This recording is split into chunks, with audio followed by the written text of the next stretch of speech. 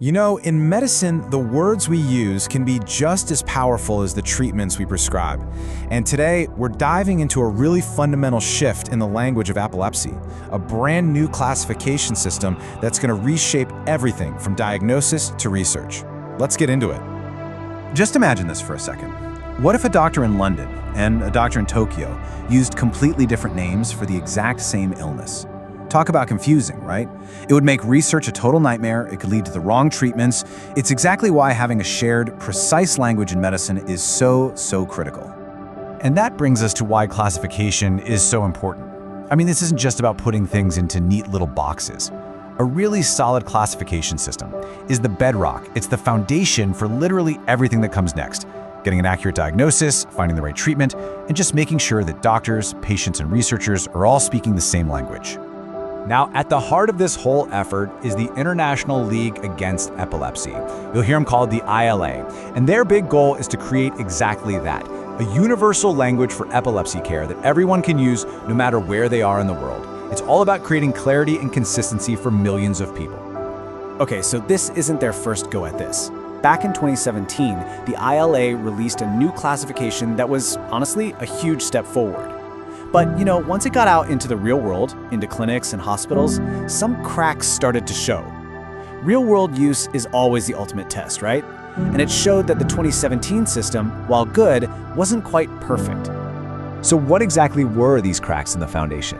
Let's dig into the specific problems that doctors and clinicians were running into when they tried to take this system from paper and put it into practice. And here's what's so fascinating to me. The ILAE basically called it. They said right back in 2017 that they expected the system would need some tweaks after a few years of real-world use. So this isn't about them admitting a mistake. This is science working exactly as it should. It's a planned evolution based on feedback from the front lines. So one of the biggest sticking points came down to a single word: awareness. It sounds simple enough, but in practice, it was a real headache.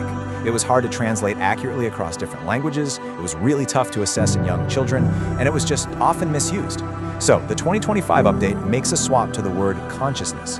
This is a way more precise medical term, and it's defined by two really clear things. Is the patient aware, and are they able to respond? It's a subtle change, but it has a massive impact on clarity. But hey, it wasn't just that one word. A few other issues popped up. That dividing line between motor and non-motor seizures, not always so practical in a real clinical setting. And focusing only on the very first sign of a seizure meant you were missing the whole story of how it progressed. The word onset itself was causing confusion, and believe it or not, a known type of seizure was just missing from the list altogether. It was pretty clear a tune-up was needed. So how do you go about fixing a system that's used by millions of people around the world?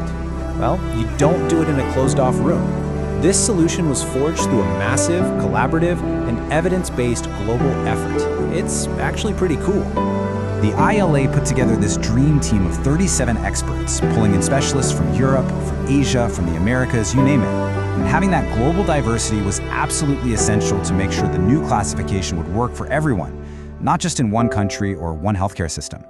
And the process they used was incredibly rigorous. First, they reviewed every single piece of research on the 2017 system. Then, this global group debated every single point, using a special voting process to slowly build consensus.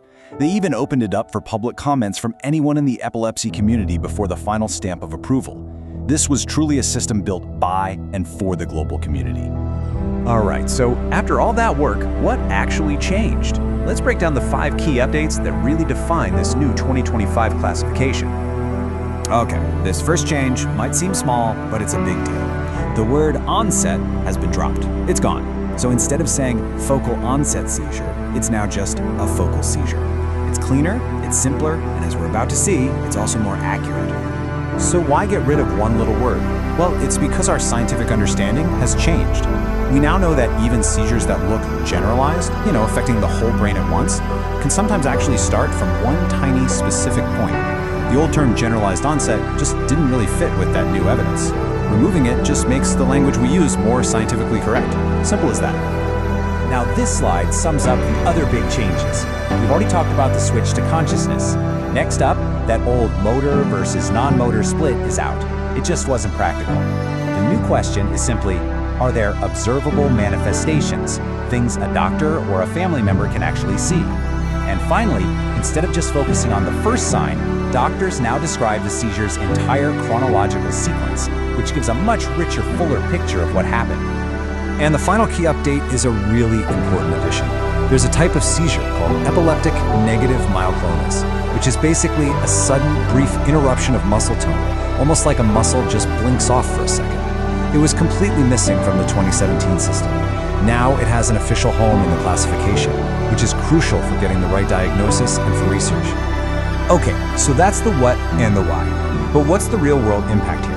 How does this new language actually affect patients, their families, and the doctors on the ground? Take a look at this number, 21. Believe it or not, this might be the single most important number in this entire update. And the reason why? Well, it represents a massive leap towards simplicity. That's right. The old system had kind of ballooned to include 63 different seizure types. By creating much clearer rules for how to classify them, the 2025 framework slims that entire list down to just 21.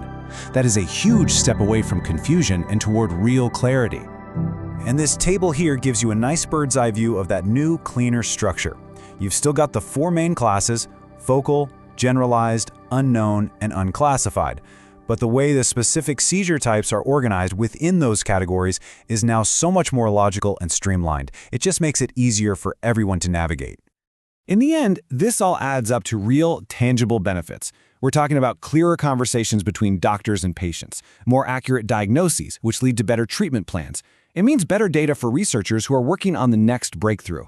And maybe most importantly, it empowers patients and their families with terms that are just easier to understand.